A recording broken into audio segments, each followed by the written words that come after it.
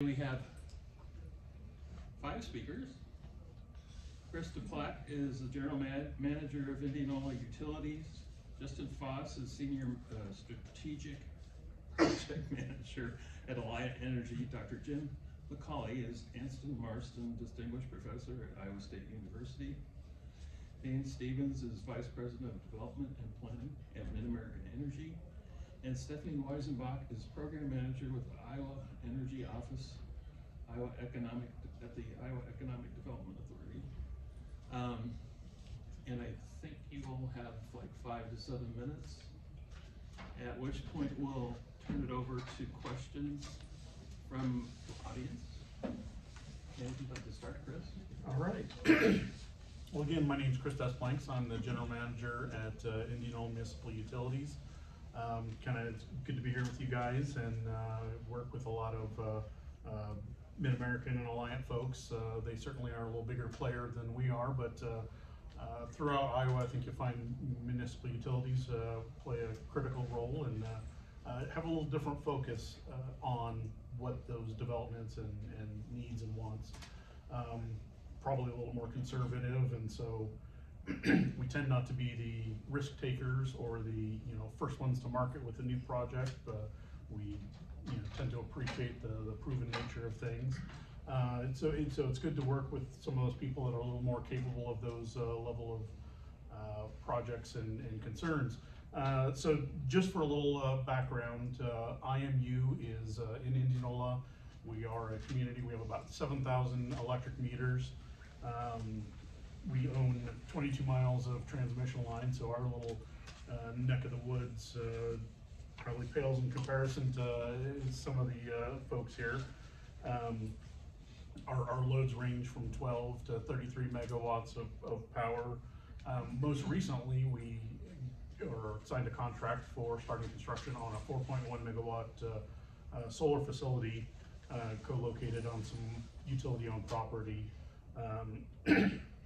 And I think that kind of certainly shows some of the direction we're looking to go. The renewable sources, certainly working with our wholesale providers, any of the purchase power agreements. No one's considering anything but renewable, frankly, these days. And while we'll probably for a long time have coal-based sources, I think those Robert made some good comments about the realistic nature of, in the next 10 years, are we going to be a renewable? Absolutely not. In the next 20 years, we'll probably be closer, but not, and so on and so forth. And there'll probably always be, some functional part of what we need and what's provided by alternative sources. And I think that's kind of just a good practice of, if there's one thing that we've learned is diversification in those sources are important. And so,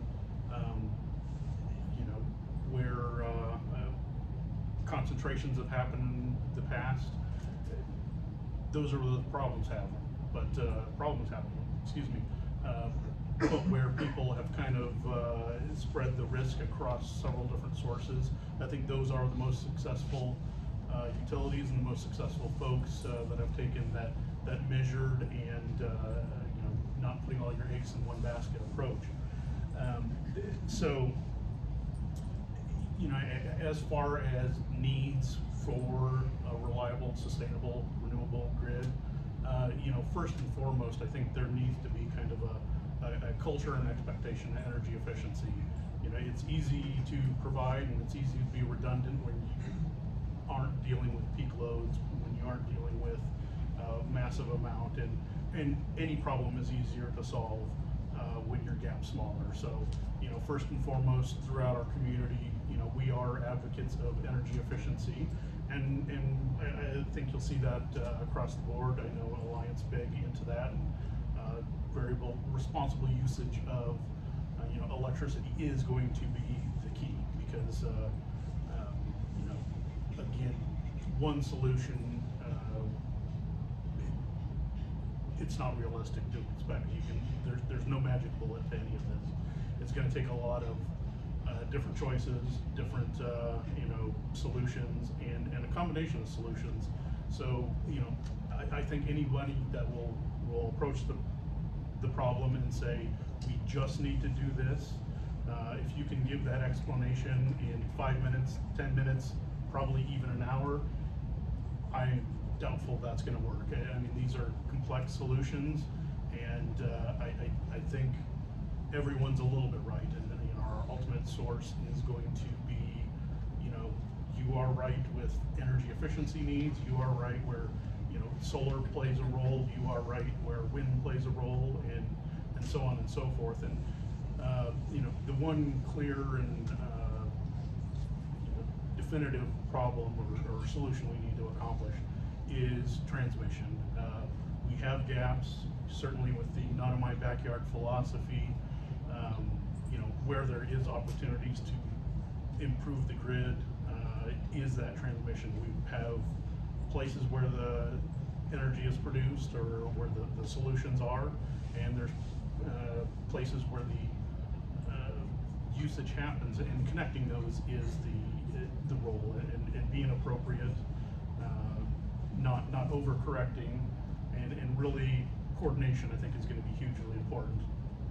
Because for somebody like us, you know, we can certainly solve our own individual problems, but you know, as a member owner of transmission, you know, we work with a lot of other people, and it's not efficient for us to go try to solve a problem and throw a bunch of money at things, knowing that somebody else is working in parallel with us, and that's just an inefficient use of resources. So, you know, coordination going to be hugely important in creating the next level grid, next level of interconnected, and as well as participation. I think companies, large and small, where they're located, how they use power, you know, everyone needs to work at this together, because, you know, again, going back to there's no one simple single solution. I think you know, everyone kind of needs to be a little more transparent and a little aware of what they're doing, as well as you know, how that might affect their neighbor down the road. Because again, the solutions are not simple, and they're going to require a lot of people's coordinated efforts.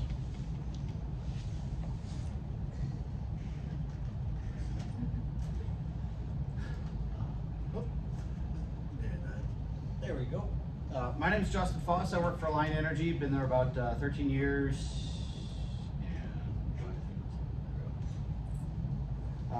I've been there about 13 years, and my role is to develop large-scale renewable and non-renewable generation sources. And the point of today's piece was on building a sustainable and reliable grid. What does that look like? And we hear a lot in Iowa about solar energy, wind energy, what other forms of energy we've got. So I wasn't going to spend a lot of time talking through that, because we hear about that a lot.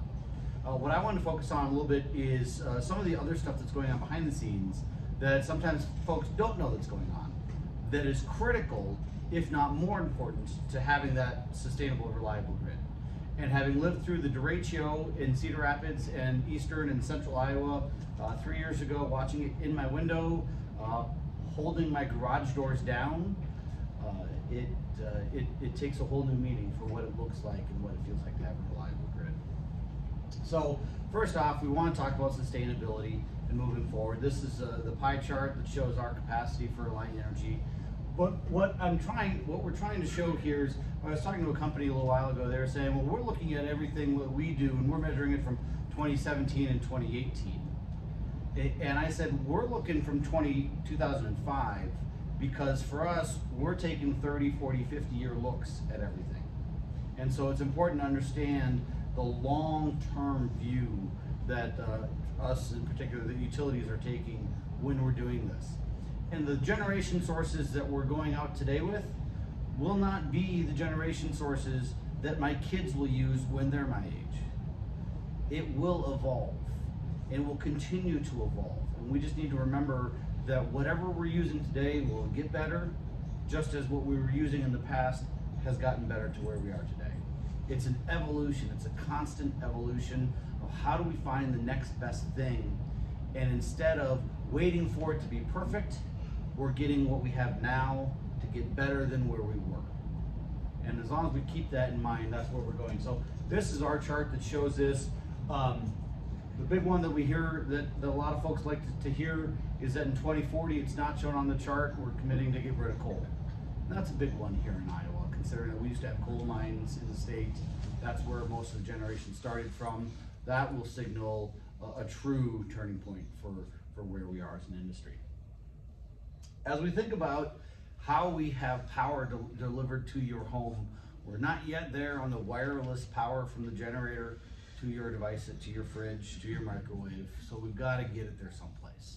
One of the biggest things that we've endeavored on in the last several years is converting our system to a 25 kV or 25 kilovolt system. You're not noticing this in your yard. You don't see this in your home because your appliances run seamlessly the way that they are. But if you lived by an old substation, a lot of times, especially in Cedar Rapids and some of the other small towns, we've retired those now. We've gotten rid of the smaller ones because a 25 kV system for us can send more power, longer distances.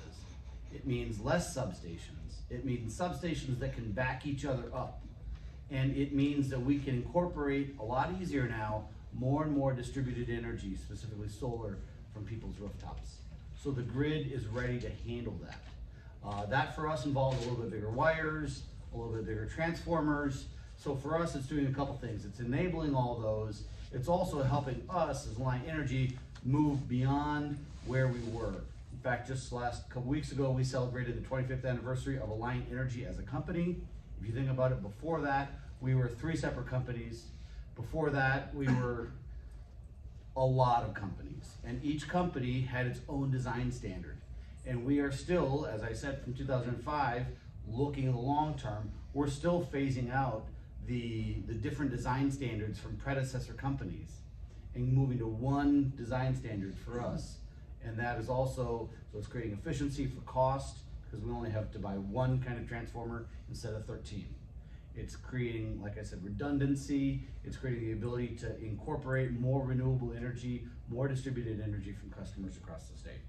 That's a big one that is providing more reliability for our customers. The other one that I wanted to point out is undergrounding. Let's see, big thing we've got, so I appreciate your number earlier. So we're dealing with 20,000 miles of power line in Iowa. And more than about 2/3 of that is above ground, about 1/3 of that is underground right now. We've made an endeavor to try and put as much possible of new power line underground as possible. And what that is doing for us is it is reducing outages. It's 6 times more reliable.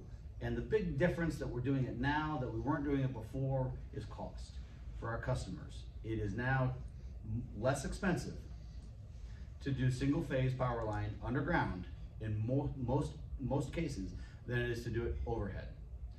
When we see 3-phase power line, that's where the difference is. 3-phase overhead is still a little bit cheaper than 3-phase underground. And we'll continue to work through that. It's not because of the lines, it's because of all the other equipment with it, the capacitor banks, the transformers, everything else. But what we're seeing is a move to underground systems because it is more cost effective, because people want it, communities want it, the aesthetic. And the last thing is because people need it because they're working from home. That reliability at home is something that is now more important than it was 5 years ago, and more important than it was 20 years ago. So it is something that has become very important to folks, and that's one of the things that we're pushing. Those 3 combinations are really going to have what we believe is what's critical to helping move forward with a reliable, sustainable grid. I got it. I'm going to stand over here so I can see what I'm telling you about. But I'm Jim McCalley, and I'm from Iowa State, so I'm mentioning earlier on the token academic on the panel. But I did come from industry. I spent 5 years as a planning engineer for PG&E in San Francisco. So I bring some of that experience here, and we like to work with industry and do so a lot, lots of different ways. But the message kind of here that I want to suggest is, so how can we do simulated studies of how this is going to evolve? I don't mean to suggest we're going to be predicting how this is going to evolve. nobody's going to do that. I think it was kind of captured earlier. But we would like to be able to explore how this is going to evolve. And this is, of course, where we start, which is today. And it's a busy slide here of all the power plants and transmission lines in Iowa. And the table on the right gives the capacity for each one of those technologies, and the right-hand column gives the percentage of energy production of each one of those technologies for the state of Iowa only. And you'll see the arrows that suggest, most of the wind is in the northwest, as we all know. Not much of it is in the southeast, but it's interesting to look at the other technologies as well. It's kind of the inverse for coal and solar and gas plants. So anyway, this is where we are today. It's about 67 terawatt hours. So that number is kind of an interesting number to keep in your mind. That's how much we consume in the state of Iowa today. And what we're going to think about is, what if we multiply that number by 1.5 in 2045 or 2050, right? Because that's what I think electrification is going to do to us. And maybe more, but 1.5 seems to be kind of a number that a lot of people have been using lately. And so the thought here is, can we build computational tools? The power of the computer is great, and it's cheap. It's easy to do things in the computer. And can we use that to sort of look ahead to 2029, 30, 35, 40, 40, etc., and see what these different possible plans might look like, might do to us in the context of cost and reliability and resilience. And so we've been working on this kind of technology for a number of years at Iowa State. We've applied it different places around the country, and it's probably not really first order research grade, but it's somewhere between research grade and really getting started to become of interest in the industry. So there's a little bit of maturity to this kind of tool, and I could spend hours telling you about the details. I won't do that. The essential is that we're looking ahead and year by year able to say what needs to be invested, what kind of technologies, how much, where, and at what cost. So it does so in an effort to minimize the operational costs and minimize the investment costs subject to the network conditions and the policy conditions that you might want to have. Three really important questions in doing this that I think are sort of social questions. What kind of carbon level do we want to achieve here in the state of Iowa by 2050, let's say? What's the goal? Can we come to some consensus on that? What level of resilience? If you can quantify resilience, what level do we want? And then an interesting one, right? How much energy do we want to export? And I think people are all over the board on that question, but I think we're going to need to come together at some point. How much do we want to build? How much wind and solar do we want to build? Depends on how much we just want to supply our own needs, or how much we want to send mainly to the east, right, where the load centers are. So reliability, resilience are two important features. I'm going to sort of focus on the notion of resilience. You do two things there. You either harden your infrastructure, or somebody mentioned the word diversify. This is a great word for resilience, but also I'm going to add the word maneuverability. How fast can you maneuver when these things happen? And what kind of things are they? This is a great chart. I'm sorry I can't give you an hour to look at it, but these are there's 64 events that have happened since 1980 that cost over $1 billion. Right, and the yellow ones are wind related. And if you go to another part of the country, it'll be something else. But here in the Midwest, it's mainly about wind, a little bit floods, a little bit droughts, but in terms of electric infrastructure, our demon, if you will, is high winds. And of course, August 2020, the derecho, we all remember that, and so what can we do about that in the context of planning our infrastructure over the next 30 years? Is an important thing. Energy, utility, wind and solar, we're clearly about using that for producing energy. Bulk storage is important for energy and distributed storage. I've been hearing whispers today about small modular reactors. This is very interesting technology, and 2029 looks like there's going to be a demonstration plant in Idaho.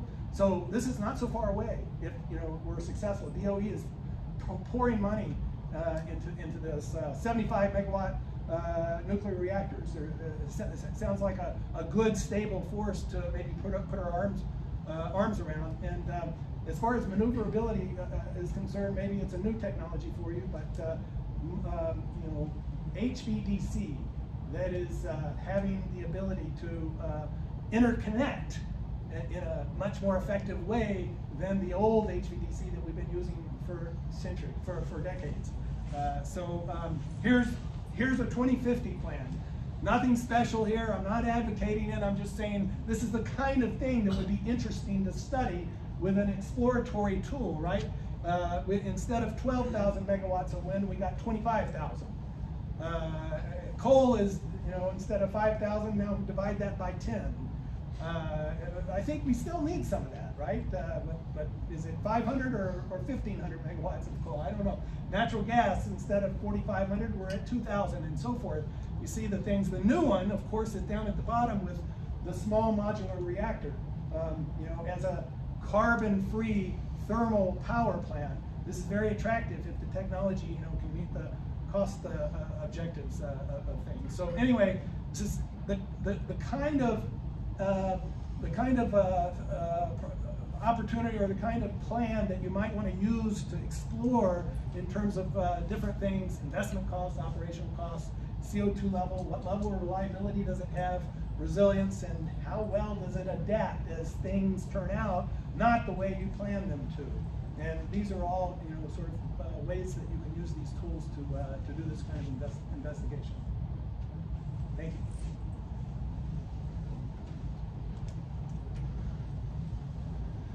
Good afternoon. My name is Dehn Stevens. Work at MidAmerican, and I totally admit I'm a transmission guy. So it's in my title of my job. So I'm all about transmission, and I do think transmission will be a key part of moving forward with sustainable, you know, grids. So just a quick stats on MidAmerican. You'll see some just information about all of our wind plants and other types of our facilities. Maybe just point out we have 7,300 megawatts of wind in operation today, 140 megawatts of grid scale solar, but really the little table there off the bottom side, you can see really, you know, where we were in the year 2000 to where we are at year end last year.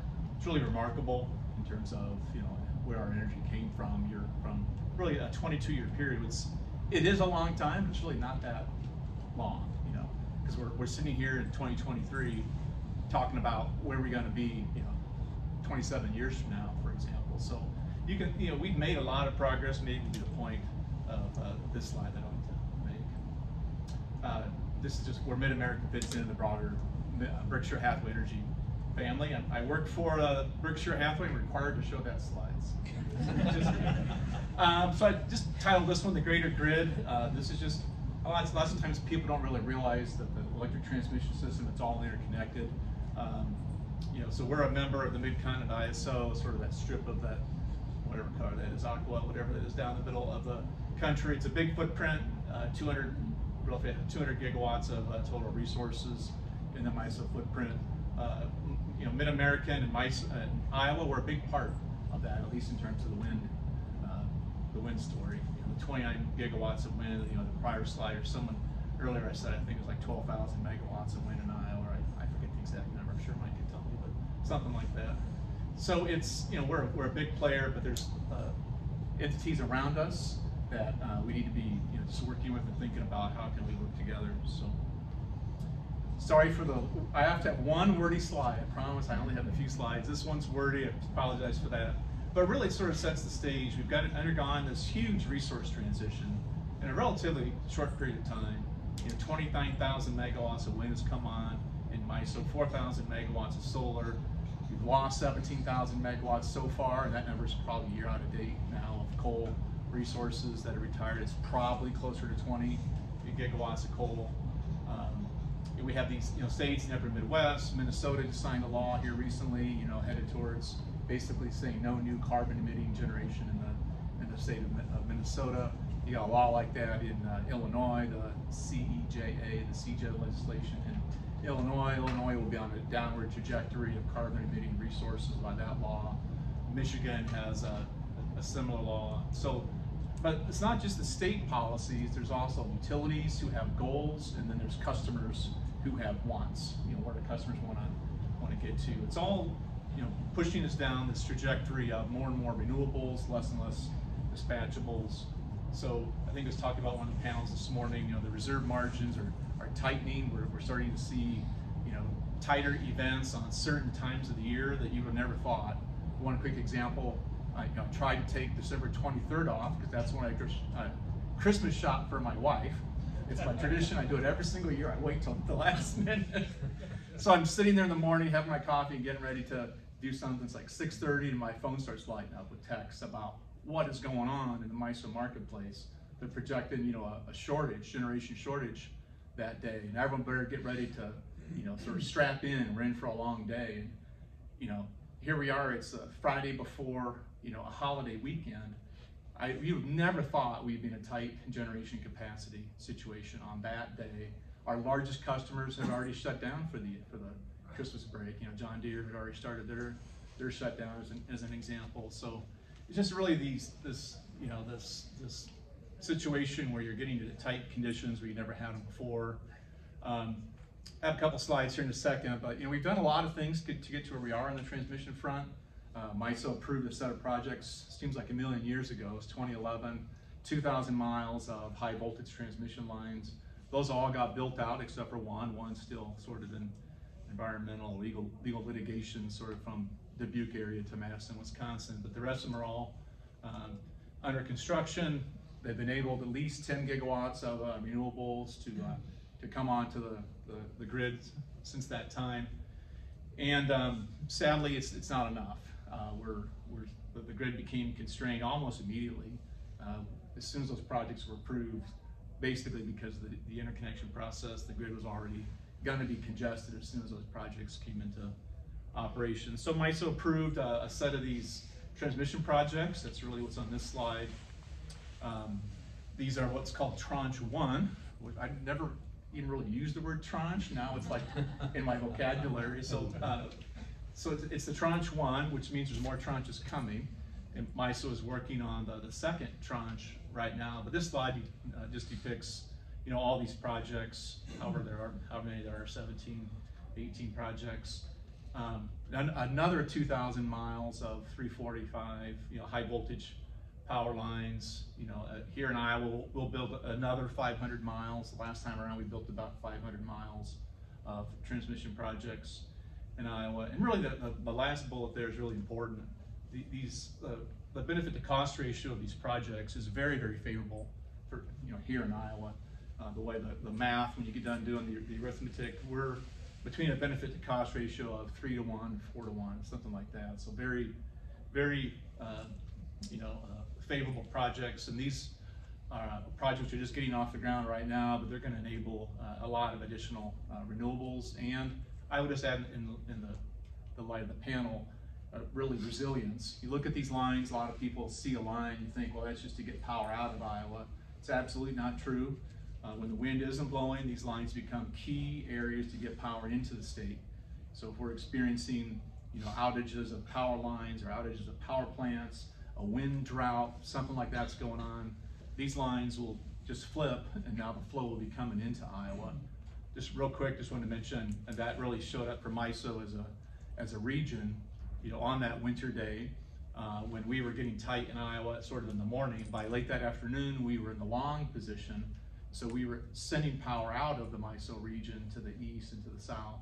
But for maybe a period of 3 or 4 hours in that morning, we were bringing power in. So oftentimes you look at power lines, you sort of associate them with just getting the resource out of Iowa, but they're really critically important to keeping the lights on here in the state.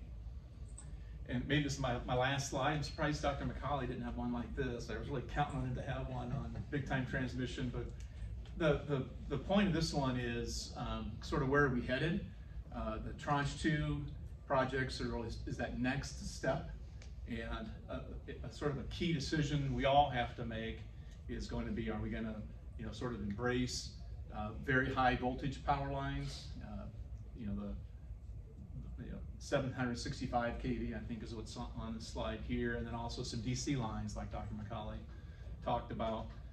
Really the choice is, do you do some of those types of projects, or a lot more of those earlier tranches that I talked about. So the first tranche and the one before that, like 10 more of those or 8 more of those is what it would take to have the same throughput as using this type of technology. And really, so that's the big question I think we're all going to be wrestling with as a stakeholder community. And the reason I mention that is these individual power lines have more of an impact, each taken on their own, than a traditional voltage line, but you need a lot less of them, so there'd be a lot less impacted landowners, a lot less acres of right-of-ways, a lot less poles and fields, all those kinds of things if we head down this kind of a path. So, but we do think that's going to be a big piece for the sustainable grid of the future. I think that's my last slide, if I'm not mistaken.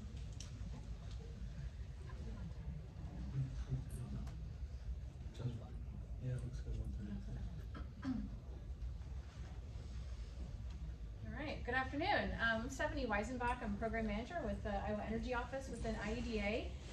The remarks that I have today are a little bit different, but I guess as we've had some different perspectives, when you add in IEDA, a lot of what we do relates to financial assistance or planning and things along those lines.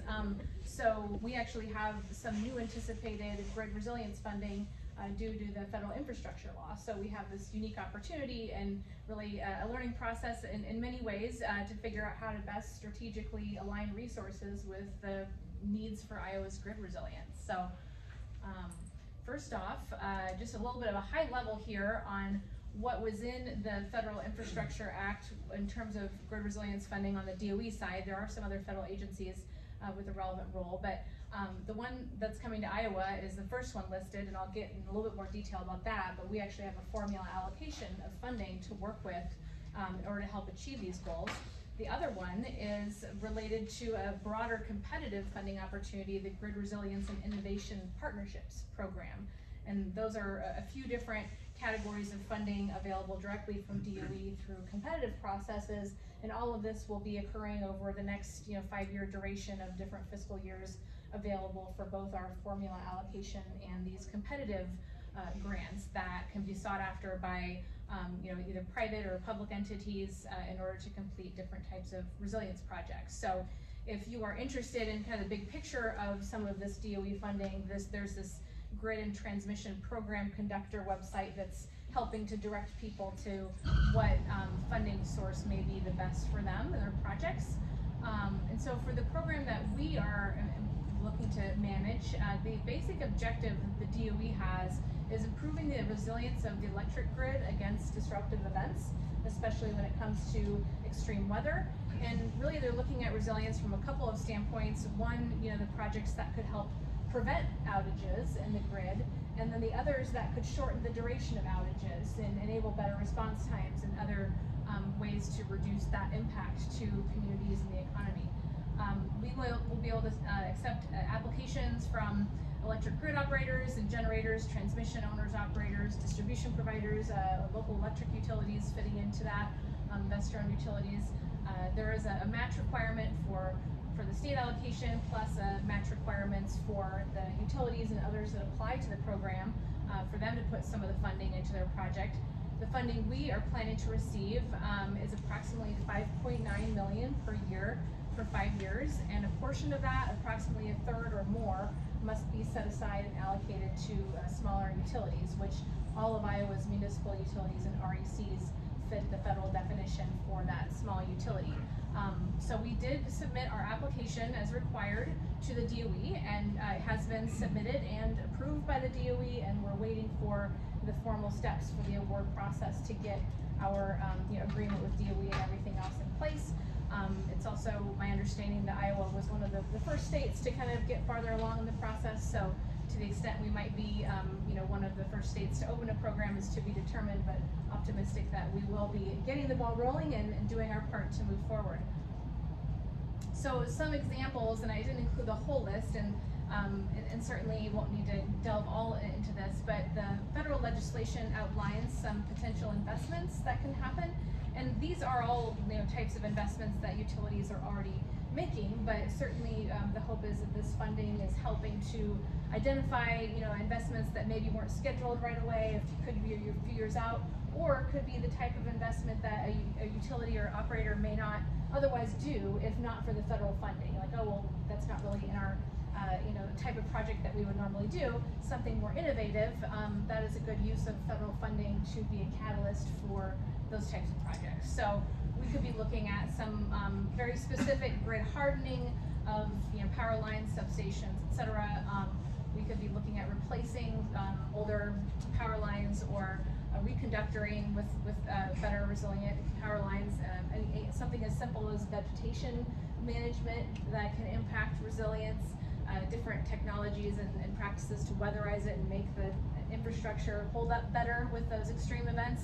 And then there's kind of another category related to monitoring and controls of the system that will allow a utility to have better visibility into what's going on in the electric service that they provide, so that they can better detect outages or manage the grid in a way that will help prevent or reduce the duration of outages. And really looking at the technology side of things, sensors and other software to help improve that practice for the utilities that are pursuing that. And then there are other things like microgrids and battery storage and things like that that could potentially be financed for that through that. But one exclusion would be electric generating facilities. So it couldn't just be a solar project or a standby generator that's really a generation project. And also cybersecurity is not included in this. However, it's possible that some of the projects selected could benefit cyber related needs as well, and check both boxes. So we had to submit our application to DOE and provided some high-level objectives through the application, and that will help guide our approach to managing the funds. That's also in alignment with really what the DOE is wanting. A couple of those, I'll highlight the last two on that first list, relates to benefiting underserved populations to reduce the impact of outages that could involve like communities or areas that have a higher medical dependency on electricity, certain households with their medical needs, or maybe a care facility where they really need to be able to ensure that continuation of electric service for medical needs is one example. Or it could be a lower income community and they have a critical facility there like a hospital or their wastewater treatment plant, some way to help reduce that impact to those underserved populations. And also to expand the workforce to secure and retain quality jobs for the electric grid. And this is a big task when it comes to workforce shortages and other needs. There's a lot of activity going on in Iowa that's very encouraging in returns in regards to these types of career pathways. But seeing how this program can help either provide funding potentially to help, that maybe it's a staff training or some other training needs that has to happen in order for the project to proceed, or some other initiative to kind of be in alignment with helping to advance the workforce. We do have some criteria for the subwarrant applications. I'm going to move a little bit so I can read them, but not word for word. I'll skip past some of the more mundane thresholds, but in terms of the qualitative, the community benefits, really wanting to see, how is this funding really making an impact to the community, is if it's just benefiting, a dozen households and it costs $1 million or something. I mean, that's not going to provide that threshold as much. And then the underserved populations again, and then really the technology innovation. And the answer to that question looks different depending on what the community is, what the utility is, but how can this program help move the needle to be able to demonstrate and utilize different approaches that are maybe better than what has been done in decades in the past. And so evaluating it from that perspective, along with the schedule and implementing the project, and there will be federal requirements with this funding, and we really want to make sure that a certain project is aware of the compliance needed and the project type, and making sure that there is the capacity to manage the awards. So there may be some need for external services, especially for smaller utilities with staff limitations, and then just demonstrating the project really needs this financial assistance and wouldn't otherwise just be on the calendar for next year. We will have a competitive application process to award these, and we also are looking to help overcome certain capacity constraints that smaller utilities may have with pursuing this, and also establishing some minimum and maximum requests, timely completion, and also some agreement to having metrics to really track what's happening with the results of the project. And some of those may be the outage measurement reduction over time, or the critical infrastructure, like I mentioned before, some of those critical facilities, and some of the other objectives to try to measure over time through metrics. So our timeline for this, looking to open up the grant program sometime in calendar year 2023. There are some variables associated with when that date is, but we are looking for this year, and we will be then reviewing applications using criteria that, the weighting of those criteria is yet to be determined. And then after that, we have to bring those proposed awards to the Department of Energy, where they have to verify compliance with both our application to them and also the federal requirements. And those requirements include the Build America, Buy America, relating to the components that are manufactured for the project, and the percentage of that cost that sources back to the United States manufacturing. There are some challenges associated with the current version of the Buy America that we'll continue to await further guidance on compliance. And so some of these new infrastructure programs, as much as people are anxious to get the funding out as soon as possible, it's always important to make sure everyone fully understands that the federal government has fully relayed all the necessary guidance in order to comply and not have to deal with consequences later. And then there's prevailing wage requirements and some environmental review, and of course the ongoing reporting that will be to us and also to DOE. So in summary, there are some optional steps that if you're working with a utility or communicating with the utility about this, really I would suggest understanding, is there a way to approach underserved or vulnerable households through a potential project? Can you evaluate any baseline data you might have in terms of the pre-project outage data? What might you be able to provide for post-project? If there's any workforce challenges that may be tied to the application that funding might be able to help with. There also are other programs that could potentially provide match to an application to this, such as the Energy Infrastructure Revolving Loan Program that I'm the program manager for. Municipal utilities and rural electric cooperatives are eligible to apply for that. And also grants through Iowa Homeland Security. There's kind of a different angle there related to disaster mitigation, but some of the same project types. So, there are some potential projects that can be considered, but the awards, anything over $1 million is unlikely, even though we haven't really set that max yet. But that's what kind of we're looking at right now, and just the continued communication to get a project ready, and then further education on potential project types, a couple of resources. I'm sure these slides will be available later, but the GridWise Alliance, a national organization, has a technology portfolio white paper, and they are also working on other white papers for education around this type of funding to help communities and utilities and others understand some of the options. And also NREL has a website, resilient-energy.org, and they actually created that for international aid to other places that need help with the grid, but it just so turns out that a lot of that information is very applicable here at home, and some good resources there. We do have a website set up for the program that's linked here as well. You can contact me or our office in general with any questions, so I will leave it at that. Thank you. I'll leave this here. Does anyone have any questions?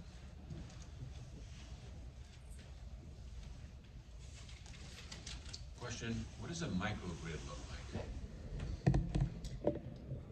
I was the one that mentioned the word, but I have a feeling that somebody else on this panel is going to give a better explanation than I am. So. I have a concept, I just want to know, Yeah. do we have one? Is it, what size would it be? Is it have a unique position integrating in with the grid to make it more efficient? Maybe locally produced, you don't have to transmit as much?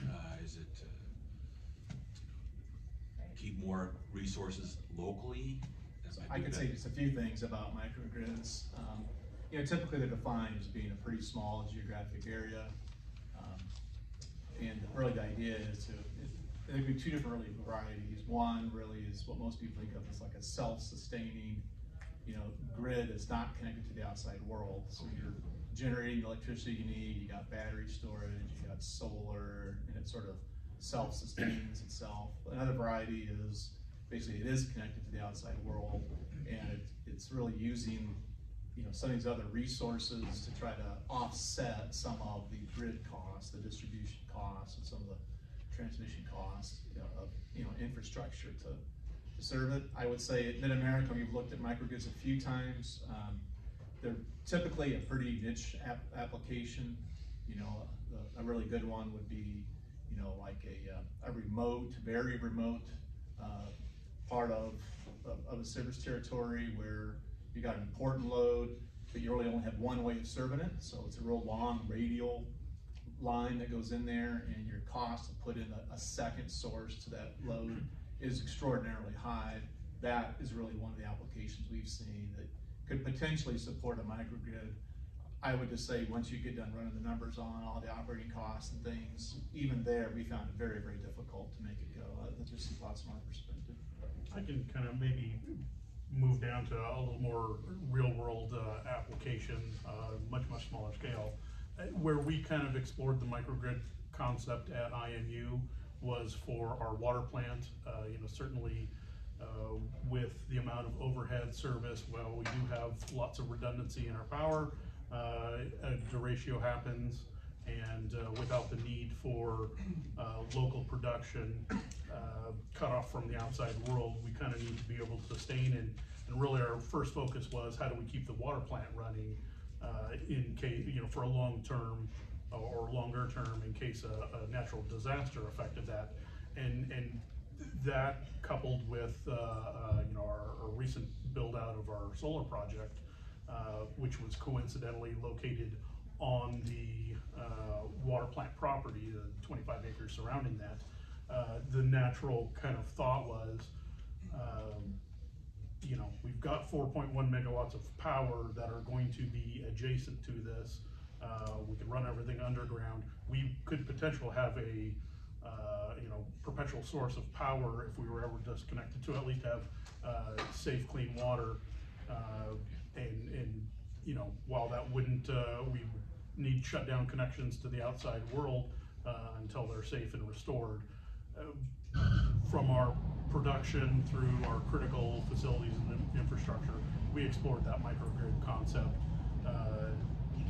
at this point in a lot of what ifs, but it was really a local source of power to solve a local solution if it was ever cut off from the outside. But too expensive. We've had a hard time justifying it, like Dehn said, but what looks good is a mobile microgrid. In other words, a very relatively small scale, put it on a trailer and take it where you need to. They're not very expensive to build them, and they're very effective in dealing with high consequence, high impact kind of events like we're concerned with here. So like we've got a substation on a trailer, and if you pair that with a couple large generators on a trailer as well, you can bring that to a town, cut off the outside feeds because maybe there's something else going on, and install that and make that town a microgrid. I think what we're saying is that so far the math doesn't pencil out unless you have a reason to do it. There are some reasons to do it. Dehn was talking about the long distance. There are some times, and we're pursuing an opportunity where we have a facility of national importance that needs to make sure that it has power under the most extreme conditions. And so now you start to say, okay, there's a reason. It's not just the lowest cost. We're solving for another need. Are there any policy changes that need to be considered to see the grid be more sustainable? It's funny, on the way down here, I had to pull over twice because I got different phone calls about what we're seeing and hearing from county level governments on landowner rights in Iowa. And we're seeing a lot of landowners, most times if you own land, they want to participate in renewable energy projects. It's the folks that live next to them that don't. Now there are some landowners that do own land and don't want to as well, but what we're seeing is a strong tug and pull for the ability to produce or the ability to site renewable energy projects in Iowa. So we need to have some either reason, you know, as calm heads come together, so some good reason to think about it. I'm not sure if we're ready for a state level across the state standard, but it's coming close. Related question, the way that we all sell power now, is there an adequate financial incentive to really focus on resiliency? So maybe I'll just say, yeah, resilience is one of those attributes that's hard to really define and quantify. You know, oftentimes it falls into, we just expect the grid to be resilient. We're not going to pay extra for that. That should just be built in. That's our expectations have gone up. We expect you to be more able to live through derecho events, live through severe storm events, either prevent the outage in the first place or get us back on super fast if it does occur. So I would say though on the power like market operation side, think about MISO, MidComet, independent system operator.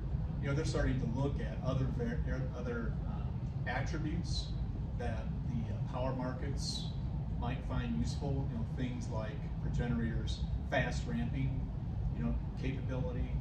You know, sort of that instant on, you know, capability. Because right now in the MISO marketplace, anyway, there's really little or no value to that. I think some other values have been talked about, like grid stabilization, you know, like inverter-based resources, you know, sort of. Is there some way they can be incented to, if you will, behave better during normal operations, you know, not be as likely to trip offline if there's a run-of-the-mill fault on the system, you know, still inject, you know, the right amount of fault current into the grid so the protection systems can do what they need to do to clear those faults. Right now, I think, like I said this morning, follow the money. Well, right now, there's no incentive for people to do those things. They cost money. They put their facilities at risk. You know, until you have a financial incentive, or really society is just willing to just collectively pay for that, then you're probably not going to see those behaviors change. Well, I guess I'm talking to four of you up there. Is how do you guys feel about open market pricing and like real-time pricing or advanced state pricing, one-day advanced state pricing? How do you feel? Like, do you think that's a benefit to you? Or do you think it's a benefit to, you know, the environment, the grid itself? I like your couple opinions on that, I guess. It's not my area of expertise, like I said, I'm a transmission guy. Well, it pertains to a transmission though. I mean, we're talking about MISO markets, we're talking about real-time pricing. So putting that control in the customer's hands so they can see the real-time pricing, they know if they want to charge their EV or turn on their electric oven, you know, like holy crap, it's really expensive right now, I can't afford that. So you're talking about the distribution side, right? Right. Because we already have it, the transmission. Right. Yeah. I know it's a loaded question, but you know. I mean, we already have some level of that, you know, where we've got our time of use, right? It's not very popular, right? I mean, how many people do you have on that? Well, it is what it is because you're reflecting that during the day, energy costs more, and so you're paying a premium, and at night, energy's less costly. I was on it for a while, I'll tell you that. And with a family of 2 young kids, it was very hard to say, I'm not gonna do my dishes until late at night. That's my point, right? So that's consumers. Right. Yeah, consumer behavior is the big thing there. Like, that's what we're trying to get to the education side, right? Like educating your end users on, hey, electric power is expensive from this time to this time. You know, so the education side, you know. I mean, actually, you know, I think there's a lot of potential here, for huge, right? Because if building wind and solar, what provides the regulation, the real, you know, the ramping, et cetera, you start to really push the limits of the system, and load is a great resource. You just got to be able to control it. And whether it's pricing, you know, real-time I'm not sure real-time pricing is the answer, but something in that, but I think the other comment is it's not necessarily residential, No. kind of loads that you wanna do. It's everybody. You know, what wastewater treatment plants. Yes. These have inherent storage High load capability. factors, yes. Right, where you can take, so sort of identifying those sectors of loads and then taking advantage of it might be a really, great opportunity in a lot of different ways. Yeah, and I think commercial's really the only opportunity there. On the residential side, I mean, ultimately what we see is, you know, people are surprised that the weather was hot last month when they get their bill. You know, until there's something staring them in the face, that people don't want to be engaged. And I think that level of engagement is reflective of, you know, our time of use programs at INU. People, you know, while there are certain use cases that they're super favorable for, and I know people that would benefit from them, most people don't want to deal with it or worry about it. And that certainly on the retail side, just it's tough to make that work. And when it comes to the, you know, commercial side, you know, being able to arbitrage that and do math, and we're going to work this shift versus that. There's lots of those hurdles to make, and it really takes a group of dedicated people engaged to make it successful. And industry-wide, you know, there's only a few select players that want to have that level of participation. The Googles of the world are interested. I know, those are my clients, so that's why I'm asking. I'm just trying to generalize it for everybody, so. Is there any other questions?